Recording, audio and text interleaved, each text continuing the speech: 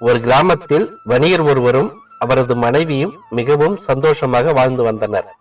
வணிகர் வியாபாரத்திற்கு சென்றால் 10-15 நாட்கள் கழித்து தான் வீடு திரும்புவார். அந்த கிராமத்தில் இருந்த வாலிபன் ஒருவன் இந்த வியாபாரியின் திறமையை தெரிந்து கொண்டு அவரிடம் தொழிலை கற்றுக்கொள்ள விரும்பினார். வணிகரும் வாலிபனை தன்னுடன் அழைத்துக் கொண்டு வியாபாரம் செய்வதில் உள்ள சின்ன சின்ன நுணுக்கங்களை கற்றுக் கொடுத்தார்.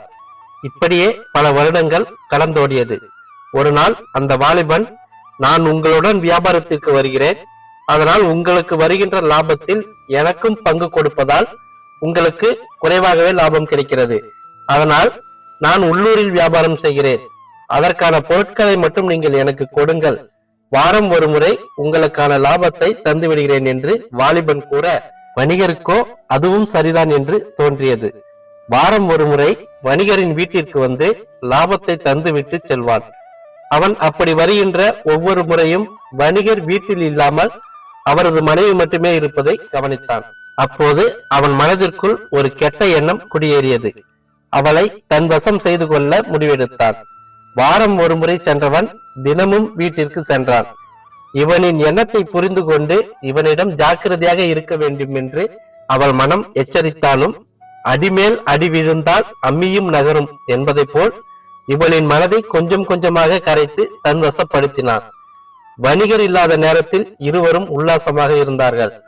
அப்படி ஒரு நாள் இருவரும் வீட்டில் இருக்கும் சமயத்தில் வணிகர் வீட்டிற்கு வந்து கதவை தட்டினார். வெளியே தன் கணவர் இருப்பதை பார்த்து அந்த வாலிபனை இன்னொரு அறையில் ஒளித்து வைத்தார். கணவனை சிரித்த முகத்துடன் வரவேற்று உணவை பரிமாறினாள். உணவை உண்டதும் வணிகர், எனக்கு மிகவும் களைப்பாக இருக்கிறது, நான் உறங்குகிறேன் என்று சிறிது நேரத்தில் நன்றாக உறங்கி போனார். பக்கத்து அறையில் இருந்து வெளியே வந்த வாலிபன், இவன் இருக்கும் வரை நாம் பயந்து பயந்துதான் இருக்க வேண்டும், இவன் இல்லை என்றால் மட்டுமே நாம் நிம்மதியாக இருக்க முடியும் என்று அவனை கொன்றுவிட முடிவெடுத்து தன் விருப்பத்தை அவளிடம் தெரிவித்தான். இதை கேட்டதும், நான் தவறான உறவில் இருக்கிறேன், அதற்காக என் கணவரை கொல்வதா என்று தயங்கினாள். ஆனால் அந்த வாலிபனின் கெஞ்சலும் அவனின் வாலிபம் தந்த சந்தோஷமும் அவளின் மனதை மாற்றியது. தன் கணவனை கொன்று அதை வீட்டிற்குள் புதைத்து விட்டாள். அந்த வாலிபன் இவளிடம், நாம் இங்கு தங்கி குடும்பம் நடத்த முடியாது, வேறொரு நகரத்திற்கு சென்று விடலாம், அதற்கு முன் அங்கு தங்குவதற்கான ஏற்பாடுகள் செய்துவிட்டு வருகிறேன் என்று கூறி அவளிடம் இருந்த நகைகளையும் பணத்தையும் பெற்றுக்கொண்டு கிளம்பினான். அன்று இரவு வரை அவன் வருகைக்காக எதிர்பார்த்தாள். ஆனால் அவன் வரவில்லை. இப்படி நாட்கள் கடந்து 2 மாதங்கள் ஆகிவிட்டது. தான் ஏமாற்றப்பட்டதை கொஞ்சம் கொஞ்சமாக உணர ஆரம்பித்தார். அற்ப சுகத்திற்காக ஆசைப்பட்டு என்னை உயிருக்கு உயிராக நினைத்த என் கணவனின் உயிரை எடுத்து விட்டேனே, இந்த பாவம் நான் எத்தனை ஜென்மம் எடுத்தாலும் தீரவே தீராது என்று கண்ணீர் விட்டு அழுதாள். பிறகு ஒரு முடிவு எடுத்தவள் வீட்டிற்கு பின்புறம் இருந்த கிணற்றுக்கு சென்று இறைவனை பார்த்து, நான் செய்தது மிக பெரிய பாவம், இதற்கு மன்னிப்பே கிடையாது, இந்த பாவத்திற்கான தண்டனையை நான் அனுபவித்தே ஆக வேண்டும், அதற்கு முன் நான் கேட்கும் ஒரு வரத்தை மட்டும் கொடுப்பாய் என்று தன் கோரிக்கையை இறைவனிடம் கூறிவிட்டு தற்கொலை செய்து கொண்டாள். இவள் இறந்த செய்தி கேட்டு மகிழ்ச்சியாக மீண்டும் அதே நகரத்திற்கு வந்தான். தன்னிடம் இருந்த செல்வத்தையும் அவளிடம் வாங்கிய நகைகளையும் வைத்து வியாபாரம் தொடங்கி சில வருடங்களில் அந்த நகரத்தின் மிக பெரும் பணக்காரன் ஆனான். அந்த ஊரில் இருந்த பணக்காரர் ஒருவரின் மகளை திருமணம் செய்து கொண்டு சந்தோஷமாக வாழ்ந்து வந்தான். அவர்களின் சந்தோஷத்திற்கு பரிசாக ஒரு ஆண் குழந்தை பிறந்தது.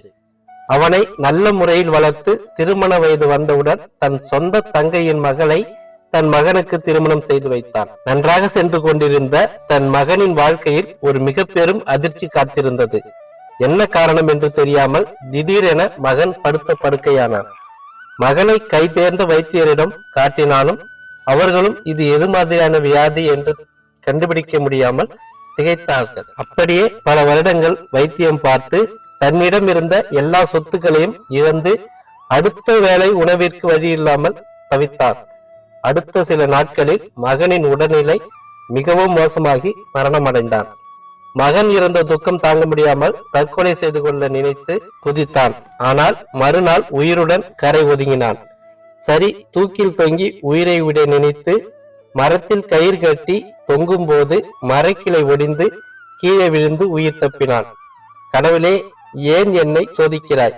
என்னிடம் இருந்த எல்லா நிம்மதிகளையும் பறித்து கொண்டாய். இப்போது ஏன் மரணத்தை கூட நிம்மதியாக தர மறுக்கிறாய் என்று இறைவனிடம் கத்தி கதறினான்.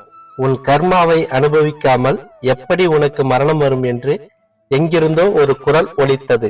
அதை கேட்டு திகைத்து நின்றான். அப்போது அவனின் முன்னால் தோன்றிய இறைவன், நீ செய்த பாவங்கள் தான் உனக்கு நிம்மதியான மரணத்தை கூட தராமல் உன்னை தடுத்து கொண்டிருக்கிறது என்று இறைவன் கூறியதும், தான் செய்த பாவத்தை ஒரு முறை நினைத்து பார்த்தவன், கொஞ்ச நேரம் அமைதியாக இருந்தவன், எந்த பாவமும் அறியாத என் தங்கை மகள் என்ன பாவம் செய்தாள்? ஏன் அவளை இந்த இளம் வயதில் விதவையாக மாற்றினாய் என்று இறைவனிடம் கேட்டார்.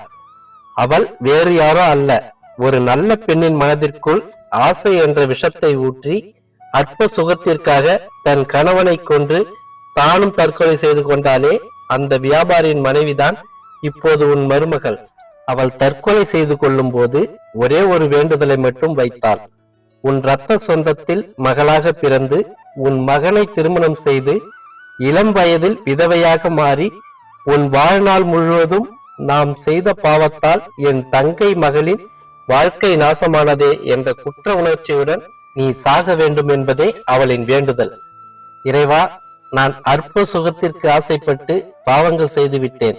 அதற்கு நான் தண்டனை அனுபவிக்க வேண்டும்.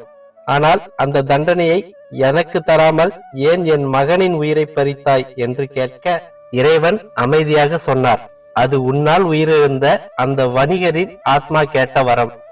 உன்னை எவ்வளவு நம்பினான், ஆனால் நீ அவனுக்கு நம்பிக்கை துரோகம் செய்தாய்.